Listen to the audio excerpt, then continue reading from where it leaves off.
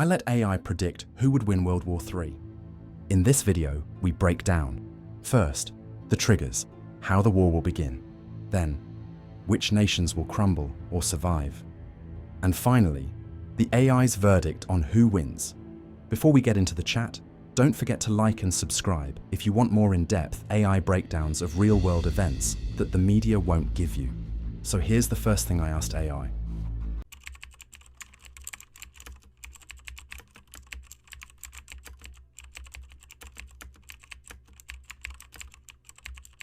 As of August 1st, 2 US nuclear subs have edged closer to Russian waters.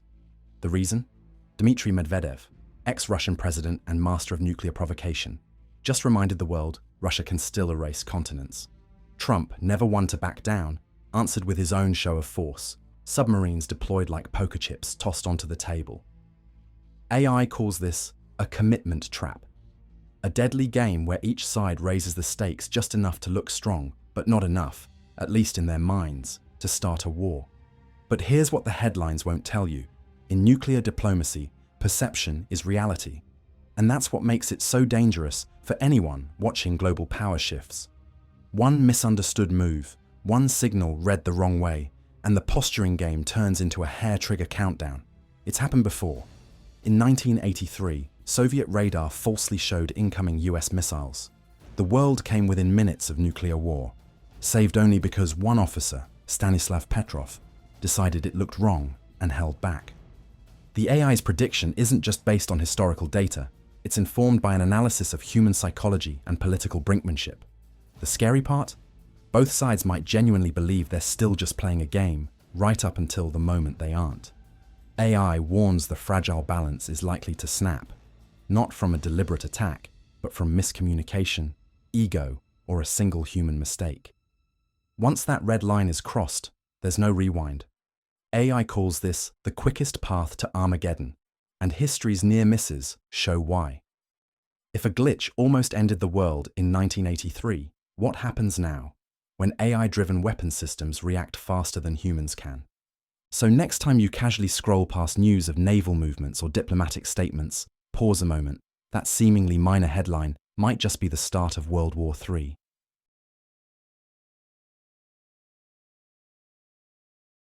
We just saw how the predicted World War III might start, but survival? That's a whole different battle. In this section, we'll break down who's most likely to endure based on alliances, stamina, and strategy. And remember, at the end of this video, we'll reveal which country the AI actually predicts will win, who's most likely to endure based on alliances, stamina, and strategy. The US is still the heavyweight champion, but its true weapon isn't its firepower, it's its web of alliances. Break that network, and even America's dominance could collapse faster than you think. As economist Duncan Weldon notes, in a war that drags on, GDP and industrial capacity matter most because richer nations can recover losses and fight longer. However, the AI also flagged vulnerabilities. America's global dominance means it's involved in multiple conflict zones simultaneously, stretching its resources thin and potentially undermining domestic stability during prolonged warfare. Canada enters the AI's simulation as a quiet yet critical survivor. With vast natural resources, geographic insulation from immediate conflict zones, and a stable political system, Canada's strength lies in its ability to support allies while maintaining internal resilience. Its strategic importance to the US, particularly as a resource partner, places it in a secure yet targeted role. If North America becomes a battlefield, Canada becomes both shield and supplier. Australia, while geographically distant from major war theatres, earns high survival marks from the AI.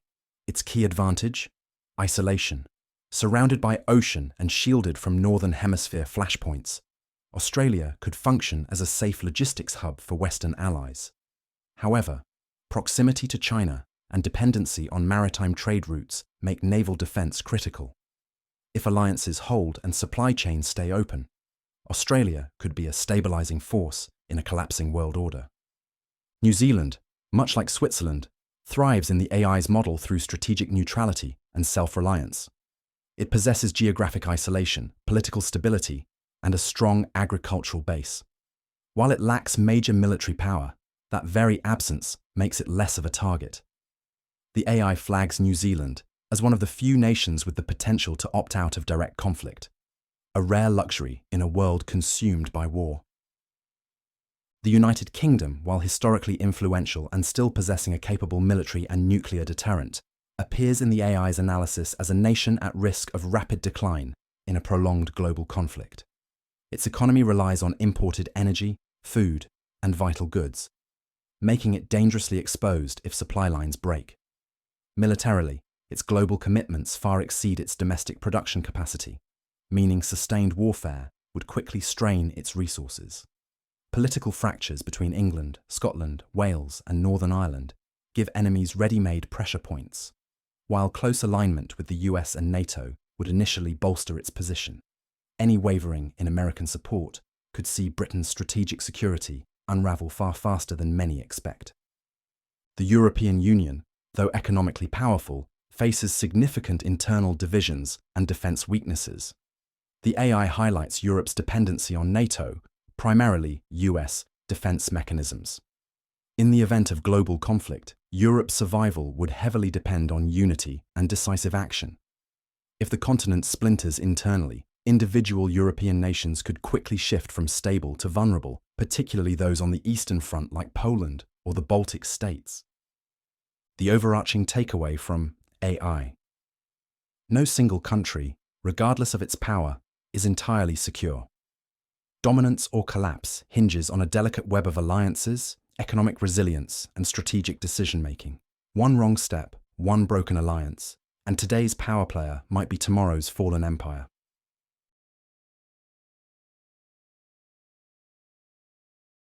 Okay, let's find out who the AI predicts to win World War III. When the world goes to war, it's not the cautious survivors who shape the peace. It's the victors. In a total global conflict, raw power still matters. And when the dust settles, the nation that outlasts, militarily, economically, often writes the next chapter. That's why some AI simulations still put the United States, China, or Russia at the top. Each of these powers brings something no small neutral nation can match. The United States still holds the world's most advanced military and deepest alliance network. NATO, AUKUS, global naval presence. It's not just fighting power, it's coordination power. Even if American cities fall, the system survives. China, with its industrial might and population scale, can endure massive losses and keep producing. In a long war of attrition, manufacturing becomes a weapon, and China owns the factory floor. Russia, despite its economic fragility, remains the master of escalation. With thousands of nuclear warheads, hardened terrain, and a war-hardened state culture, it's not a nation that collapses easily. In chaos, Russia thrives. Yes, they are burdened with global commitments. Yes, they suffer from internal division and overextension. But they also dictate the battlefield, control the seas, and possess the arsenals that force the world to listen. In AI's terms, they don't survive the storm. They are the storm. However, Switzerland, Norway, and New Zealand surfaced repeatedly as exemplary models of what the AI describes as resilient neutrality. These countries possess the unique combination of geographic isolation, strong governance structures, resource sustainability, and neutrality in international affairs.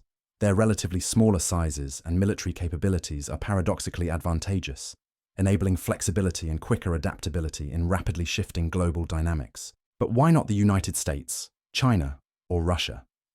The AI explains that these great powers, despite their overwhelming strengths, are burdened with expansive global commitments, internal political tensions, and vast logistical dependencies. In a drawn-out global conflict, these heavyweights would expend enormous resources, sustaining war efforts across multiple fronts, causing severe domestic strain and potentially even societal collapse. The AI's verdict emphasizes resilience over brute strength. It suggests that victory in the context of global conflict does not necessarily mean conquest or dominance. Rather, it means being intact, politically, socially, and economically, after the dust settles. Countries able to insulate themselves from the worst effects of global warfare and maintain cohesive internal stability have the greatest potential to thrive in the aftermath. AI simulations repeatedly highlighted another key factor: technological and informational resilience. Nations capable of rapidly restoring disrupted digital infrastructure, ensuring cyber defense, and maintaining functional economies amid chaos emerge stronger. Countries like Estonia and Singapore, small yet technologically agile, rank surprisingly high due to their investment in robust digital defenses and adaptable economies. Furthermore, the AI introduces a radical notion of victory through sustainability.